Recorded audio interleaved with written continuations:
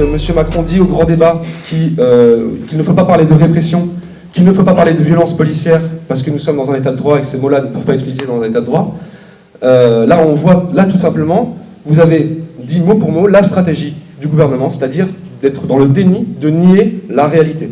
Et donc, M. Castaner qui appuie, je n'ai jamais vu attaquer un manifestant. Or, ici, tous présents, on vous l'affirme, nous nous sommes fait attaquer, nous nous sommes fait agresser, on n'a rien demandé. Moi, personnellement, j'étais à 100 mètres des forces de l'ordre, c'est l'équivalent d'un stade de foot.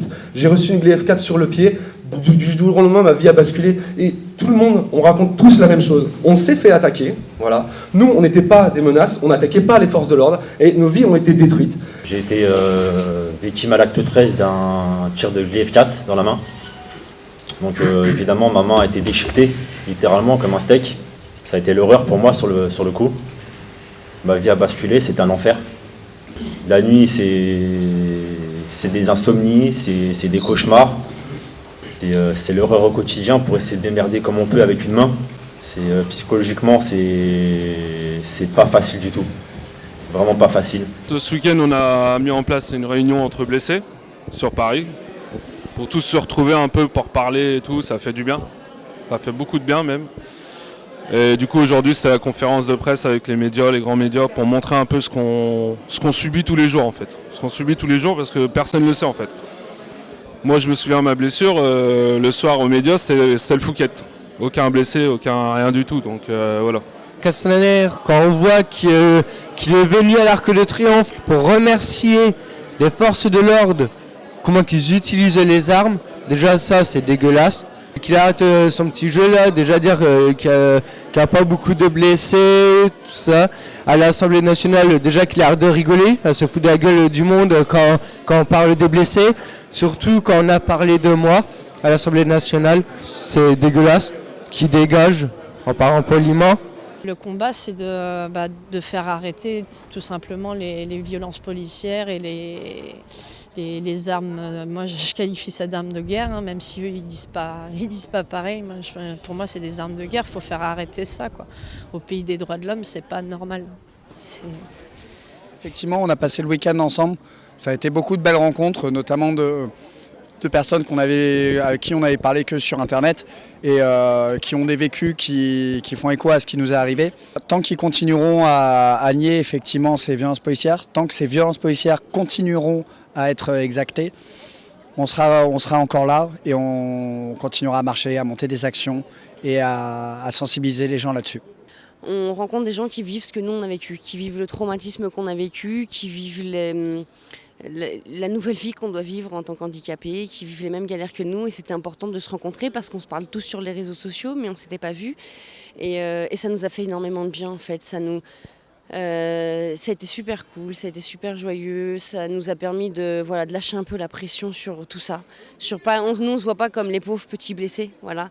Donc ça fait du bien, humainement ça fait vraiment du bien de voir d'autres gens qui souffrent aussi comme nous mais qui se battent aussi comme nous et voilà, d'essayer de faire bouger les choses et de dénoncer toutes ces violences policières. Moi au bout d'un moment j'en avais marre qu'on me regarde comme « Oh Vanessa, la pauvre petite blessée oh. » Et oui je suis blessée, oui c'est horrible ce qui m'arrive, oui je le souhaite à personne, mais j'ai essayé d'avancer autrement et en faisant autre chose, donc en aidant les blessés, en dénonçant les bavures policières, en faisant arrêter les Glaive 4, les LBD 40 et ça voilà, je me bats pour ça, pour que justement il n'y ait plus tout ça. On était 19 blessés graves, voire très très graves, beaucoup de blessés très graves. Il y avait 10 personnes qui avaient perdu définitivement un œil et 2 personnes qui n'avaient plus de main, Sébastien et Antoine. Et c'était très fort. Enfin voilà, faut le dire, on a chialé quoi. Voilà, pas d'autres mots, on a chialé. Et on a échangé de plein de trucs, mais c'est vraiment très positif. On est tous très contents je pense pas à me tromper quoi, qu'on est tous très contents de ce qu'il en ressort. On a décidé donc de faire une grosse date le 26 mai. Et je pense que, vraiment, on appelle tout le monde à mettre de l'énergie dans cette date-là. Je pense qu'on va essayer de faire même des campagnes d'affichage, des trucs comme ça, pour que ce soit vraiment un espèce d'événement national énorme. Voilà, on est ensemble maintenant. Il y a une intimité qui s'est créée entre nous. Il y a d'autres gens qui étaient déjà dans le groupe mais qui n'ont pas pu venir et voilà, qui sont là. On appelle aussi tous les autres blessés bien sûr à rejoindre le groupe. On appelle à une marche nationale le 26 mai. Pour montrer aux gens en fait ce que le peuple, ce que Macron et Castaner nous tirent dessus, nous blessent complètement. nous mutilent. En fait, on a l'impression d'être dans une guerre. Voilà. Dans une révolution, à la base, on part marcher pour rien, pour revendiquer nos trucs, et on prend un tir de LBD ou des grenades. Donc pour montrer qu'en fait, ces armes de guerre, il faut les arrêter, il faut les stopper. Il faut dire la vérité, c'est-à-dire qu'il y a 22 personnes qui ont perdu un œil depuis le 17 novembre. Il y a 22 personnes qui ont perdu définitivement un œil, ou complètement l'usage de l'œil, c'est-à-dire qu'ils ne verront plus jamais de leur vie. L'autre chiffre, c'est qu'il y a 5 personnes qui ont eu la main arrachée. Psychologiquement, c'est dur, hein. Il y a des fois où on est un peu en dents de scie, il y a des fois où on va pas être bien, hein, parce que ça chamboule complètement sa vie, quoi. Et moi, en tant que, moi, je l'ai vu tomber. Enfin, c'est des souvenirs qui sont imprimés à vie dans ma tête, quoi. Donc, c'est psychologiquement, des fois, c'est pas facile. Et ni pour les uns, ni pour les autres, ni pour les victimes, ni pour leur famille, parce qu'on sait pas comment, on se sent impuissant face à ce qu'ils vivent, en fait. Ils ont mal, psychologiquement, physiquement, et on peut rien faire. On est à côté, on est juste spectateur de leur douleur, et des fois, c'est pas facile à supporter. Ouais. Le deuxième point qu'on réclame, c'est la justice. Quand vous voyez ce qu'on a vécu et qu'on sait que les policiers n'ont même pas été ne serait-ce que mis en garde à vue, par exemple, enfin, ils n'ont pas été inquiétés d'aucune manière, l'histoire d'enquête, de sanctions, tout ça c'est du flanc. La vérité, c'est qu'ils sont couverts. Donc on sait que, aussi depuis 20 ans, aucun policier n'a été licencié pour avoir éborgné ou arraché une main, etc.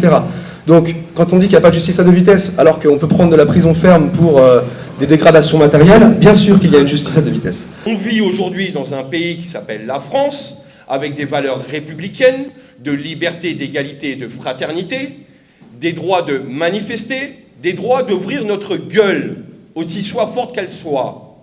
Pendant des mois et des mois, on vient chercher nos voix dans ce foutu pays pour élire des élites au pouvoir qui se croient légitimes, et aujourd'hui ils ont la légitimité de tirer sur son peuple dans un pays qu'on appelle la France. C'était à Burg, j'ai été blessé en manifestation contre un centre d'enfouissement de déchets nucléaires. Et Castille, effectivement, qui a été blessé en marge d'un match de foot. En fait, si vous voulez, le truc, c'est juste que des fois, on parle de séparation. Est-ce que toi, t'es gilet jaune? Est-ce que si? Est-ce que ça, machin? Mais en fait, là, c'est autre chose de ce dont on parle. C'est tellement horrible qu'on n'en a rien à faire de qui et quoi. On sait qu'on a été blessé pour nos idées. On invite effectivement toutes les personnes qui ont subi des répressions policières, que ce soit en manifestation ou ailleurs, à venir manifester avec nous. Moi, je serai toujours là pour ouvrir ma gueule à dénoncer les violences policières et non à nier les violences. On reste encore gilet jaune et encore plus motivé par rapport à, voilà, encore plus motivé qu'avant. Donc voilà, on lâche rien.